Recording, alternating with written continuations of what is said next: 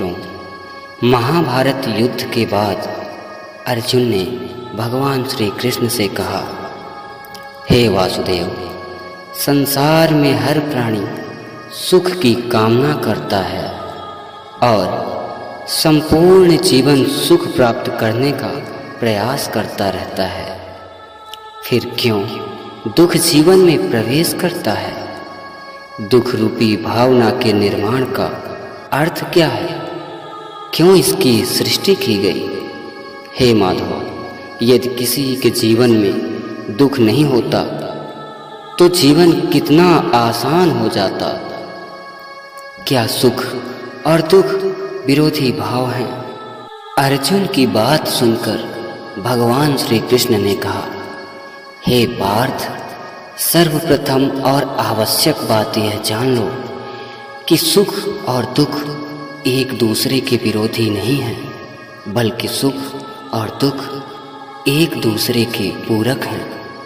वास्तव में यह दोनों एक ही सिक्के के दो पहलू हैं।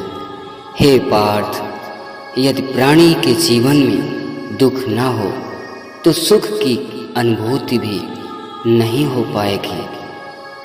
सुख का कोई महत्व ही नहीं रह जाएगा। जब दुख आता है उसके बाद ही सुख प्राप्ति की इच्छा जागृत होती है, नहीं तो प्राणी सुख की कीमत को जान ही नहीं पाता। भगवान श्री कृष्ण की बातों को सुनकर अर्जुन ने कहा, हे केशव, तब एक ऐसा वाक्य कहिए जिसे दुख में कहा जाए तो मन सुख पाए और सुख में कहा जाए तो मन नियंत्रित हो जाए। कहने का तात्पर्य यह है कि वह बात जो सुख और दुख दोनों में समान रूप से प्रभावी हो। श्री कृष्ण ने मुस्कुराते हुए कहा, हे अर्जुन, ध्यान से सुनो, यह समय भी बीत जाएगा। हे पार्थ, समय का पहिया कभी एक जगह नहीं रुकता। दुख आएगा तो एक दिन जाएगा भी, और सुख आएगा तो वो भी एक दिन जाएगा ही। और यह तय है कि सुख और दुख दोनों बारी बारी वापस लौट कर आएंगे, क्योंकि यही जीवन है।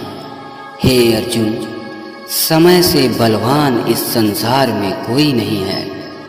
समय राजा को एक पल में ही दरिद्र बना देता है और दरिद्र को भी अमीर बना देता है।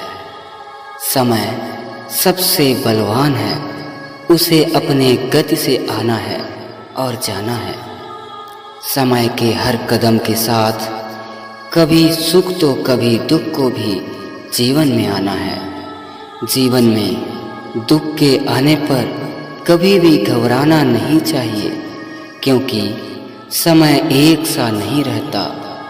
जब निराशा अर्थात दुख जीवन में आए तो अपने आप को यही समझाना चाहिए कि यह समय भी बीत जाएगा। मित्रों, अगर आप भगवान श्री कृष्ण के भक्त हैं तो कमेंट में जय श्री कृष्ण जरूर लिखिएगा।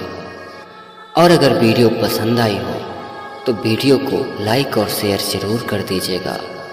नए हैं तो चैनल को अवश्य सब्सक्राइब कर लीजिएगा। धन्यवाद मित्रों। जय श्री कृष्ण।